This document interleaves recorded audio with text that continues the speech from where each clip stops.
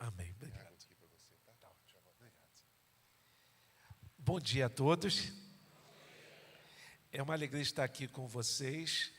Gostaria de agradecer ao pastor Luiz Cozendei pelo convite. Eu tive o privilégio de encontrá-lo e conhecê-lo lá em Campinas, no workshop de docentes do Haggai, e conversamos bastante, e foi uma bênção, e eu me sinto privilegiado por estar aqui conhecendo essa parte da família de Deus que se reúne para adorar ao Senhor aqui nesta linda igreja em Rio Bonito. Muito obrigado, me sinto muito honrado pelo convite. Eu estou olhando aqui para essa igreja, pastor Luiz Cozendei, me lembrei, Luciano, desculpa, é que eu fiquei com Cozendei, que é diferente, Luciano Cozendei, desculpa. Pastor Luciano, eu estou olhando para essa igreja, eu estou lembrando de uma vez que eu tive a oportunidade de pregar numa igreja católica. Parecia muito assim com essa igreja. É uma igreja católica em Roma. Foi uma experiência para mim muito gratificante, foi inesquecível. Eu sempre faço uma confusão, não é Roma não, é Ramos. Ali do lado de Bom Sucesso, eu não sei se é uma igreja católica lá em Ramos, mas parece muito aqui. Eu sempre confundo Roma, Ramos, é uma confusão, não é Ramos, desculpa. Mas eu gostaria de refletir com os irmãos esta manhã. Desculpa, mas eu vou contar uma coisa para vocês aqui. Uma vez, eu fiz essa brincadeira no encontro de casais, né? E tinha um senhor sentado aqui na frente, onde está a Janine, gravei o nome, está vendo? Onde está a irmã Janine, esposa do pastor. E eu contei essa história, né? Aí todo mundo riu, né? Só que ele não escutou. Aí ele perguntou para a esposa. Aí a esposa contou para ele. Aí ele começou a rir, só que todo mundo já tinha terminado de rir. Então ele começou a rir sozinho e ficou rindo ali sozinho. Mas foi muito engraçado. Mas, meus irmãos, eu gostaria de refletir com vocês essa manhã sobre o tema Graça Perfeita para Famílias Imperfeitas. Eu gostaria de compartilhar um pequeno texto com os irmãos que, segundo o aplicativo Bard, de inteligência artificial produzido pelo Google, ele foi escrito pelo pastor e doutor Bob Moorhead, e também foi publicado em um livro. Ele foi escrito em 1995 e ele foi amplamente divulgado na internet sob o título O Paradoxo do Nosso Tempo. E o texto do Dr. Moorhead diz o seguinte: o paradoxo do nosso tempo na história é que temos prédios mais altos, porém padrões morais mais baixos. Rodovias mais largas, porém uma visão cada vez mais curta. Gastamos mais, porém possuímos menos. Compramos mais, porém usufruímos menos. Temos casas maiores, porém famílias menores. Mais conveniência, porém menos tempo. Possuímos mais diplomas universitários, porém menos bom senso. Temos mais conhecimento, porém menos discernimento. Mais experts, porém mais problemas. Mais remédios, porém menos saúde. Fumamos demais, bebemos demais, gastamos descontroladamente, rimos muito pouco, dirigimos depressa demais, nos irritamos por muito pouco, dormimos muito tarde, nos cansamos demais, lemos muito pouco, assistimos muita televisão, oramos muito raramente. Multiplicamos os nossos bens, mas reduzimos os nossos valores. Falamos demais, amamos raramente e odiamos com frequência. Aprendemos a ganhar a vida, mas não a vivê-la. Acrescentamos anos às nossas vidas, mas não vida aos nossos anos. Conseguimos percorrer o caminho até a lua, mas temos dificuldades para atravessar a rua e dar boas-vindas ao nosso novo vizinho. Conquistamos o espaço exterior, mas não o interior. Construímos coisas mais atraentes, porém não melhores. Purificamos o ar, mas poluímos nossas almas. Dominamos o átomo, mas não o nosso preconceito. Escrevemos mais, porém aprendemos menos. Planejamos mais, porém realizamos menos. Aprendemos a correr, mas não a esperar. Construímos computadores para armazenar mais informações, para podermos produzir mais cópias do que nunca, mas nos comunicamos cada vez menos. Vivemos dias de refeições rápidas e digestão lenta. Homens com cargos altos, mas com caráter baixo. Lucros astronômicos e relacionamentos rasos e superficiais.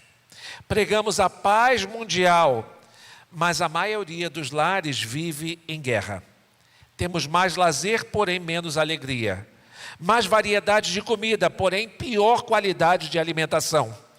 São tempos em que a maioria das famílias possui 2 fontes de renda, mas os divórcios se multiplicam. Possuímos casas mais belas, porém lares despedaçados. São tempos de fraldas e moralidade descartáveis. Ficar por uma noite, corpos obesos e pílulas que fazem de tudo. Podem estimular, acalmar e até matar. São tempos em que há muito nas vitrinas, mas nada no estoque. Tempos em que a tecnologia pode trazer esta reflexão até você, e você pode tomar a decisão de compartilhá-la ou simplesmente deletá-la.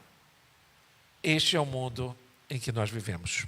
Um mundo altamente individualista, egocêntrico, cruel. E é nesse contexto que nós tentamos e lutamos para desenvolver, criar os nossos filhos, proteger as nossas famílias.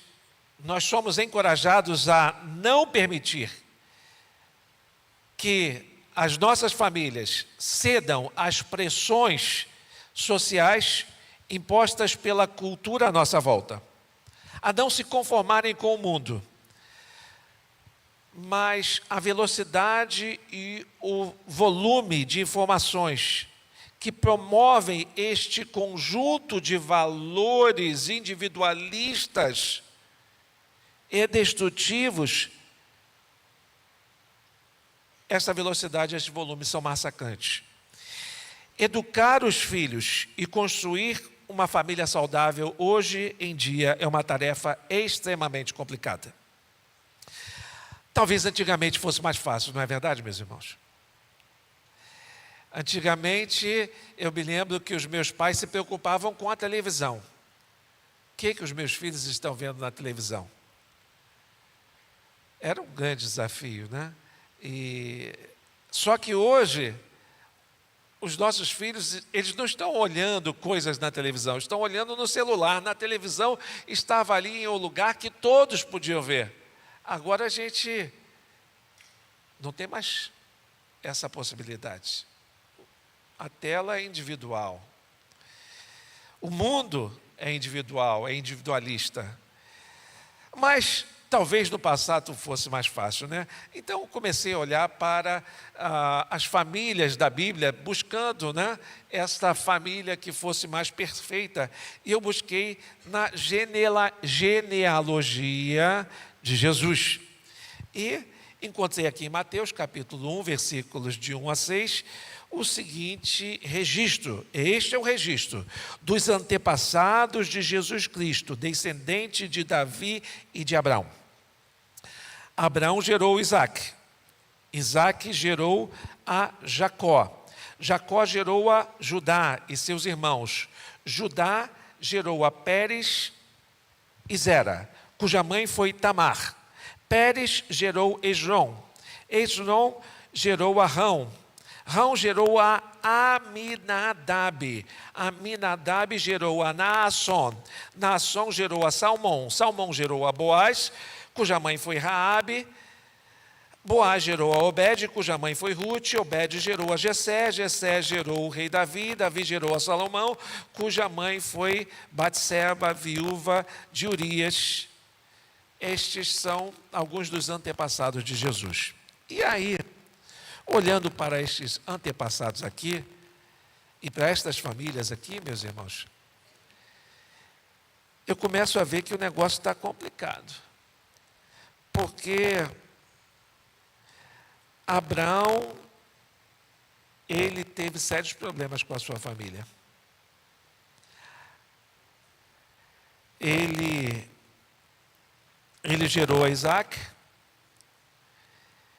Ele não podia ter filhos, mas Deus deu para ele Isaac. Isaac gerou a Jacó, e Jacó foi chamado de trambiqueiro, de usurpador. Passou a perna no seu irmão, roubou dele, o iludiu, o enganou, roubou dele o direito da primogenitura. Jacó gerou a Judá e seus irmãos, dentre eles José. E vocês sabem o que os irmãos de José fizeram com ele. Venderam a ele como escravo para um grupo de mercadores do Egito. Então eu estou olhando aqui para essas famílias aqui, que eram antepassados de Jesus e que fazem parte da genealogia de Jesus. Meus irmãos, eu só estou encontrando família com dificuldades. Quando eu chego nessa história de Judá, Pérez e Zera, cuja mãe foi Tamar, aí eu encontro vou usar a linguagem dos jovens, eu encontro um BO aqui que não tem tamanho.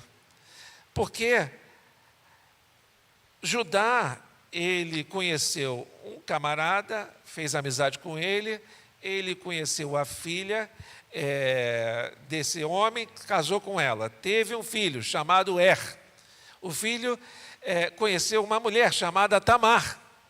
E aí a Bíblia diz, ela não diz o que esse cara fez, mas ela diz que ele fez alguma coisa muito errada, porque, segundo o relato bíblico, Deus destruiu a vida dele. Aí, naquela época, quando um homem era casado e ele morria e deixava uma viúva, o irmão dele, ele precisava se casar com aquela mulher para que ele gerasse filhos, e esses filhos seriam no nome do irmão, para que a descendência do irmão não acabasse.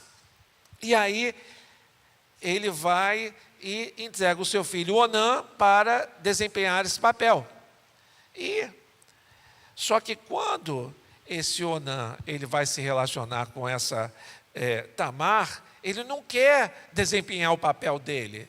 E ele permite que o sêmen ele caia fora da mulher durante o relacionamento. E aquilo também causa uma situação muito ruim, e Deus não gosta daquilo, e, segundo a Bíblia, Deus também acaba com esse cara.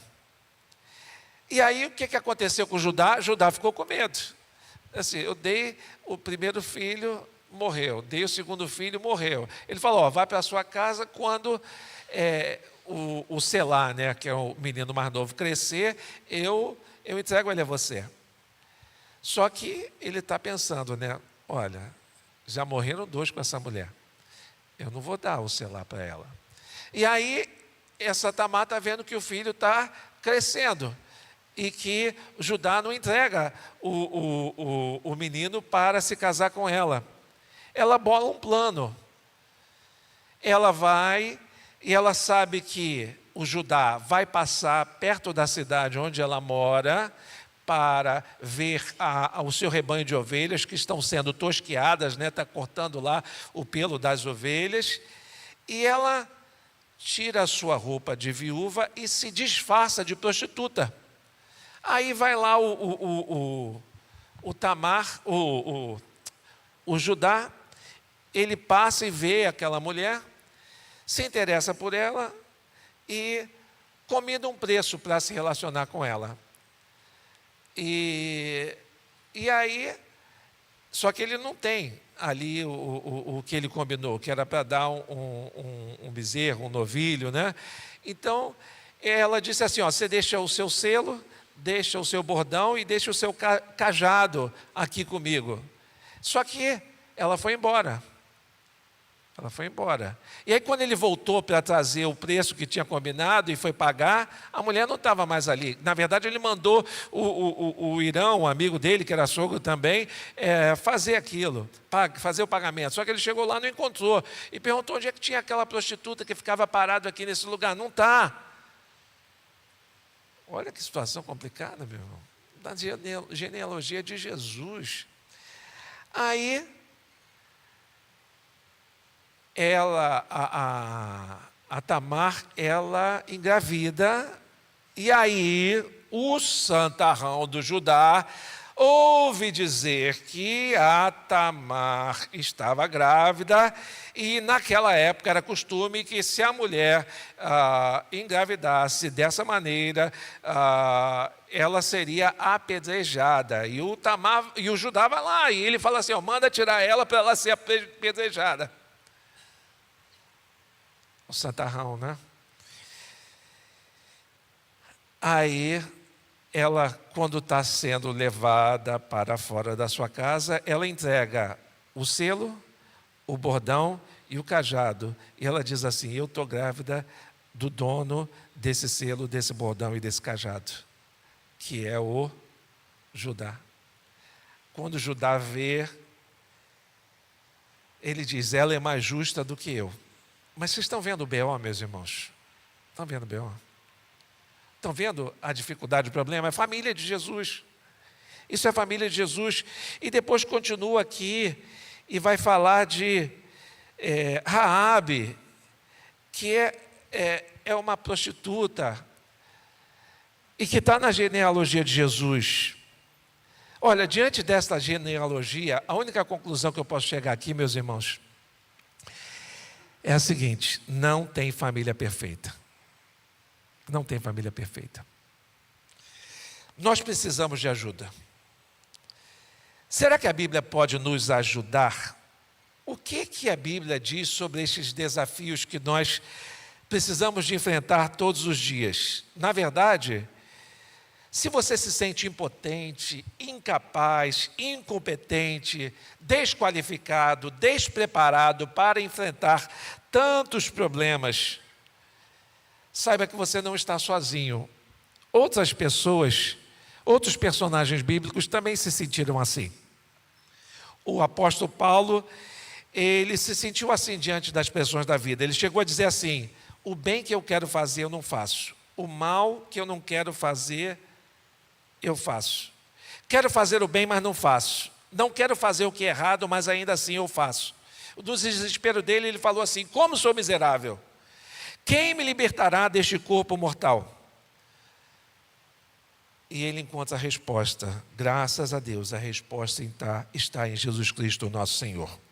Numa outra ocasião, orando e clamando a Deus pela misericórdia, pela graça dele, para superar as suas imperfeições e as suas dificuldades, a resposta que ele obteve de Deus foi, a minha graça te basta. O meu poder se aperfeiçoa na fraqueza. E ele disse, de boa vontade, eu vou me gloriar nas minhas fraquezas, para que em mim habite o poder de Cristo. Eu acredito que isso pode ajudar a gente. A mensagem que eu quero compartilhar com vocês hoje é muito simples. É a seguinte, há uma graça perfeita de Deus.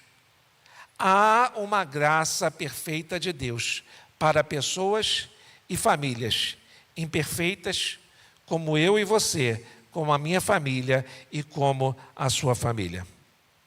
Há uma graça perfeita de Deus. Olha, meus irmãos,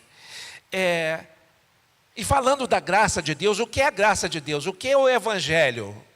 Meus irmãos, o Evangelho não é um conselho, o Evangelho é uma boa notícia. Essa graça de Deus é uma boa notícia, não é um conselho. Conselho é alguma coisa que a gente busca para conseguir realizar alguma coisa. Uma boa notícia é alguma coisa que já foi realizada por nós. Todas as outras religiões, exceto o cristianismo, oferecem conselho. Mas o cristianismo não. Ele fala de algo que já foi realizado por nós. Ele fala da graça de Deus. Todas as religiões, com exceção do cristianismo, foram fundadas por um profeta ou por um líder que tem o objetivo de nos aconselhar e nos orientar sobre como podemos chegar até Deus. O cristianismo é a única religião que é fundada por Jesus Cristo, que chega e diz: eu sou Deus, e eu vim ao encontro de vocês. O outro jeito de dizer isso é: o Evangelho não chega a nós através de Jesus Cristo, o Evangelho é Jesus Cristo. O Evangelho não coloca fardos sobre nós.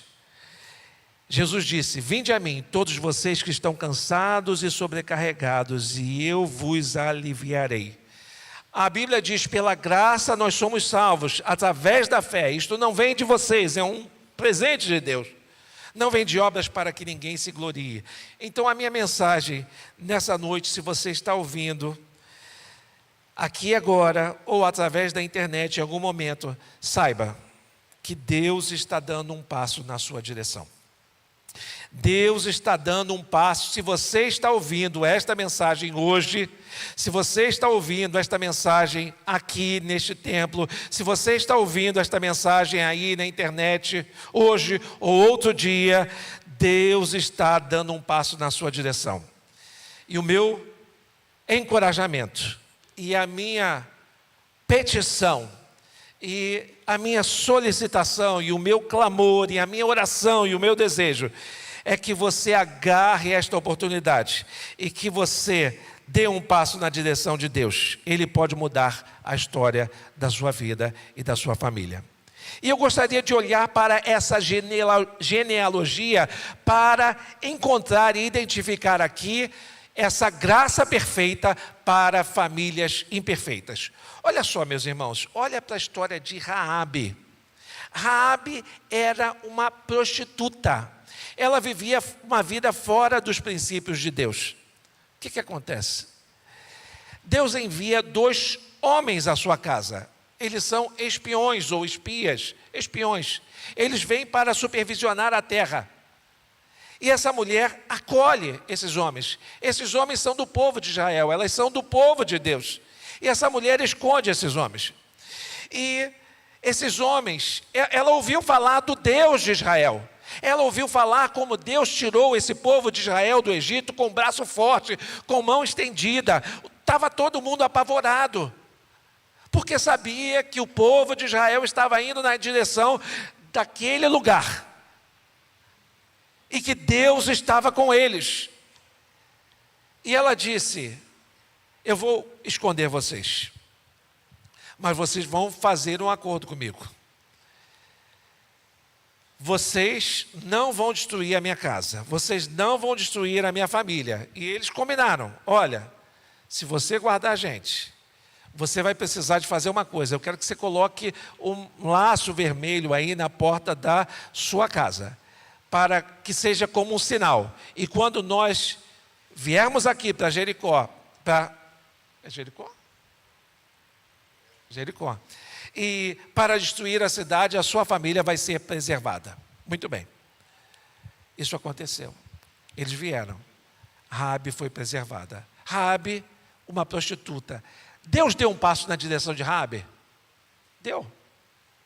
Raabe deu um passo na direção de Deus. Ela agarrou aquela oportunidade. E agora Raabe faz parte da genealogia de Jesus. Agora Deus muda a história da família de Raabe, uma família imperfeita, com uma mulher imperfeita, com uma mulher fora dos padrões da moralidade esperada por aquela sociedade e pelo próprio povo de Deus, uma mulher imperfeita, uma mulher inadequada, inapropriada, uma mulher imperfeita, alcançada pela graça perfeita de Deus.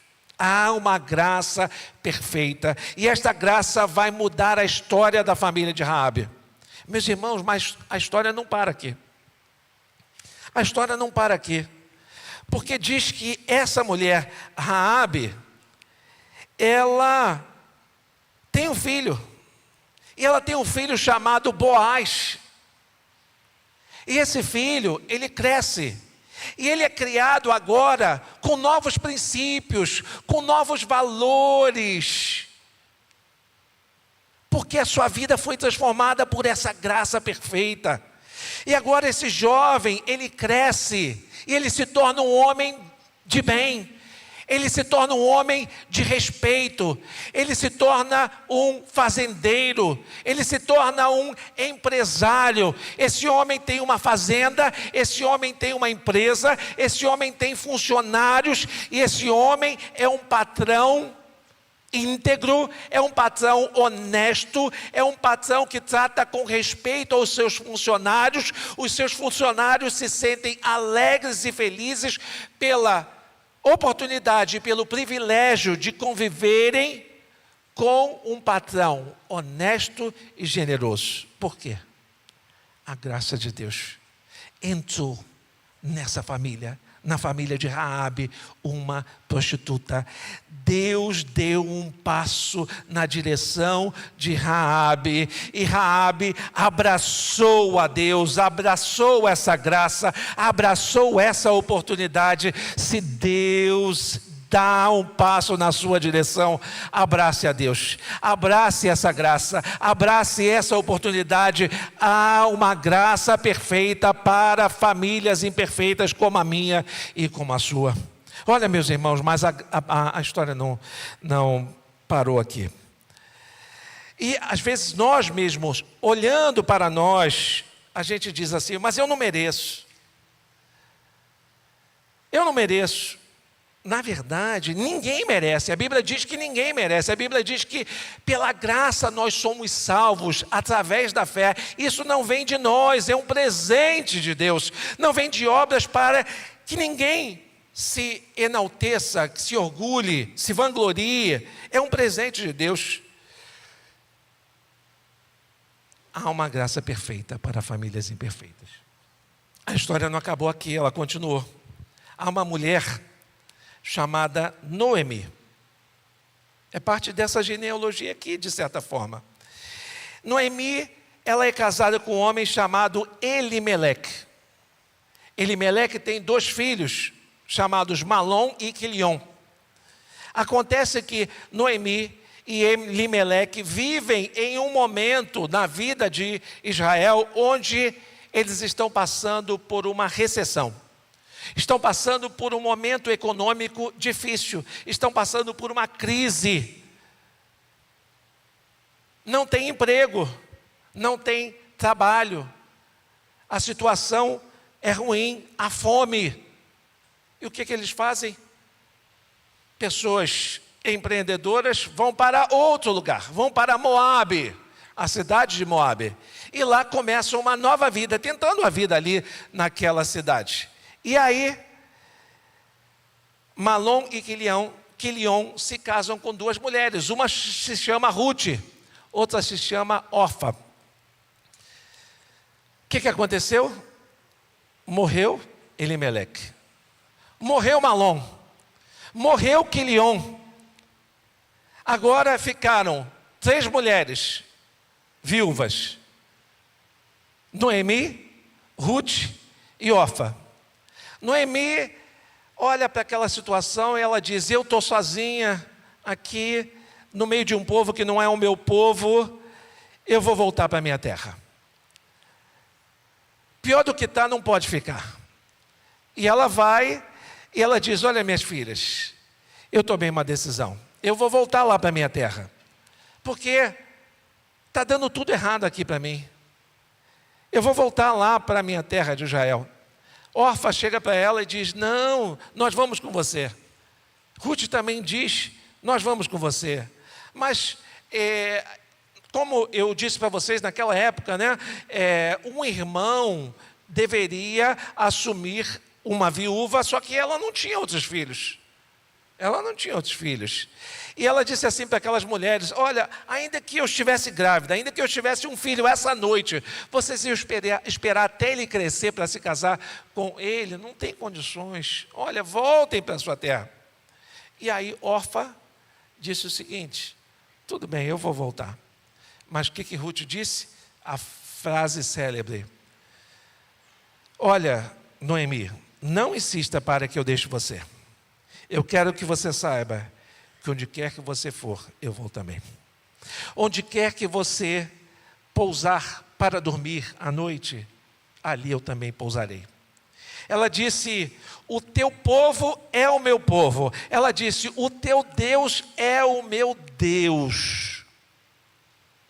Quando Noemi foi ali para a terra de Moabe, ela estava levando a fé no seu Deus. E Deus estava dando um passo na direção de Ruth. E Ruth abraçou essa graça. Ruth abraçou esse Deus. Agora, olha só que situação. Voltam as duas. E Noemi está tão frustrada, né? Porque deu tudo errado para ela, né? Uma família que ela pretendia que fosse bem sucedida, mas deu tudo errado para ela. E ela diz assim, olha, não quero que me chamem mais de Noemi, mas me chamem de Mara, porque eu estou me sentindo amarga, porque Deus pesou a sua mão sobre mim. Na verdade, Noemi estava dizendo assim, olha, Deus foi o culpado da minha desgraça. E às vezes a gente chega a pensar assim, né? Porque às vezes acontecem tantas coisas, tantas tragédias, tantas coisas fora do nosso controle, que a gente chega a pensar que é como se Deus estivesse pesando a mão sobre nós, né? Às vezes acontece. E é interessante que Ruth está lá com ela. E Ruth vai parar, elas chegam lá na cidade e de repente Ruth toma uma decisão. Tinha uma lei naquela época, né, a lei do respigo, que dizia que as pessoas, quando estavam catando, colhendo milho, quando caía uma espiga no chão, que eles não deveriam abaixar e recolher, mas deviam deixar para os pobres, as viúvas, os órfãos, os estrangeiros. Então, essas pessoas que não tinham trabalho, essas pessoas que não tinham recursos, elas iam para essas fazendas quando o pessoal estava fazendo a colheita e ficavam esperando que as espigas caíssem do chão. E aí a Ruth falou assim, eu vou lá fazer isso, eu vou lá. E ela foi lá e chegou numa fazenda. Fazenda de quem? Boaz. Boaz, o filho da prostituta. Boaz, o filho de Raabe. Boaz que teve a sua história, a sua família imperfeita, e teve a sua história reescrita por Deus. Boaz, o filho de Raabe, e Raabe agora são pessoas boas. Não são perfeitas, mas são pessoas que Deus deu um passo na direção delas e elas abraçaram essa oportunidade. E o que aconteceu? Boaz olha e pergunta sobre Ruth. Eles dizem, olha, ela veio com Noemi, ela chegou cedo, ela é trabalhadora, ela é esforçada, ela está catando desde cedo aqui as espigas, ela não parou, e ela está cuidando da sogra dela. E aí Boaz chega para ela e diz assim, olha, minha filha, não vá para outra fazenda, fique aqui junto com os meus funcionários, eles vão cuidar de você, eles não vão te fazer mal, eles vão te guardar. Olha Deus escrevendo a história, reescrevendo a história. Olha Deus reescrevendo a história. Boaz, esse homem, cuja mãe era uma prostituta, que teve a sua história reescrita por Deus, ele começa a reescrever a história de outras pessoas também, porque há uma graça perfeita de Deus para famílias imperfeitas. Num certo dia, a Noemi diz para a Ruth: olha, esse homem, ele está na linha de remissão, onde eu não tenho mais filhos, mas ele é um dos parentes que deveria desempenhar esse papel desse remidor, desse redentor, desse resgatador. E eles elaboram um plano. Elas elaboram um plano. E ela diz assim: olha, quando ele for para a vinha, e quando ele tiver comido, e quando ele tiver bebido, você se deita do lado dele, nos pés dele. E assim Ruth fez. Ruth chegou lá, depois que Boaz estava alegre, ela se deitou ali nos pés dele. E quando Boaz acordou, ele tomou um susto e falou assim: quem é você? Ela disse: eu sou Ruth. E a Ruth disse assim: olha, você é o meu remidor, você é o meu resgatador, você está na linha para cuidar de mim. Ele falou assim: olha, tem uma pessoa que está na minha frente, mas eu vou conversar com ele, e se ele não quiser cumprir esse papel, eu vou fazê-lo. Meus irmãos, essa Ruth, que era uma boa moabita, que era de um povo que não conhecia a Deus, Deus deu um passo na direção de Ruth, e ela abraçou a graça de Deus, ela abraçou aquela oportunidade, e a história de Ruth foi reescrita por Deus. A história de Noemi foi reescrita por Deus. A história daquela família foi reescrita por Deus. Porque Boaz se casou com Ruth.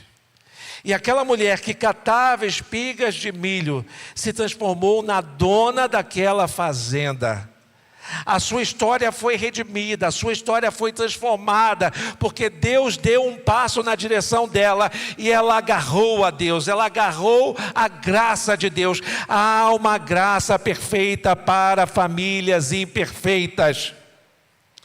Meus irmãos, eu não sei as situações que você está vivendo. Eu não quero dizer para você que você vai entregar a sua vida nas mãos de Jesus e que vai dar tudo certo para você. Não é isso que eu estou dizendo.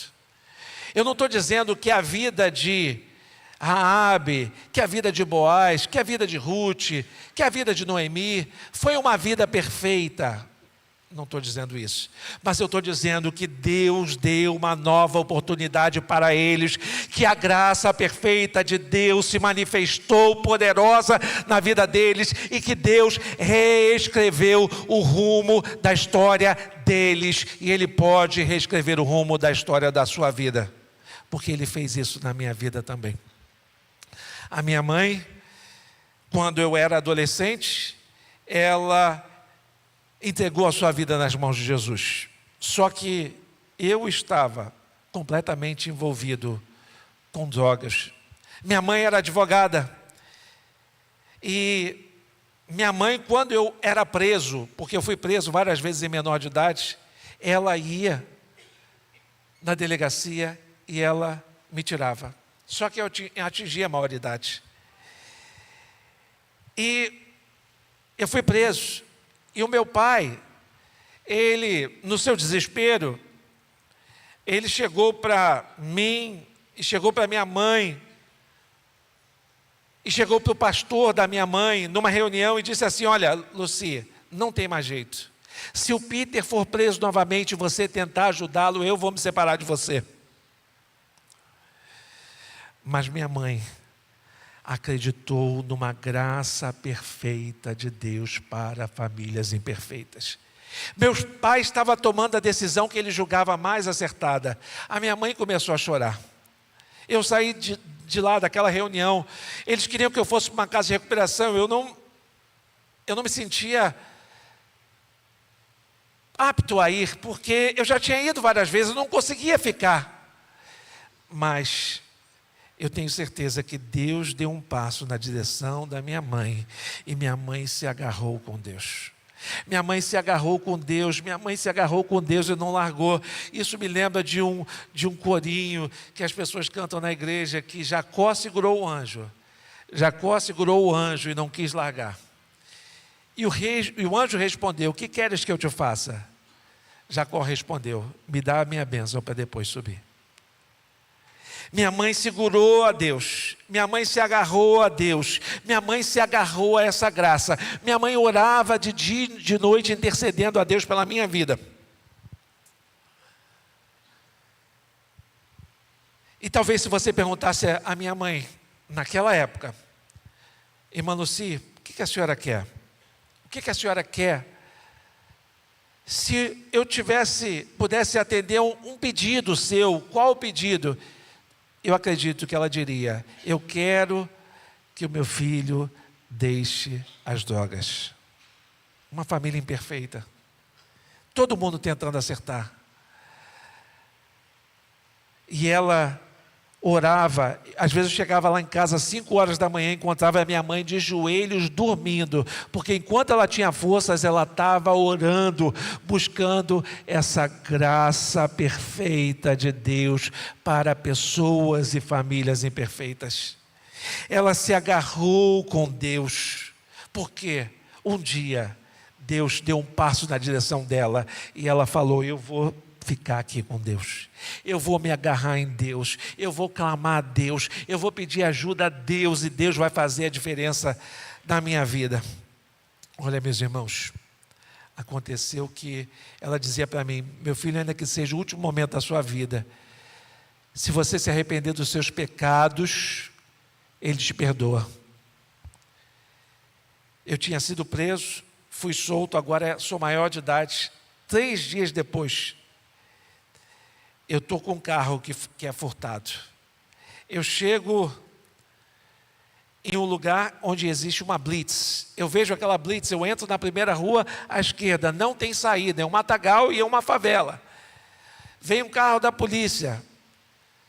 Eles querem que a gente pare. E eu tento entrar dentro do matagal com o carro. Eles começam a atirar.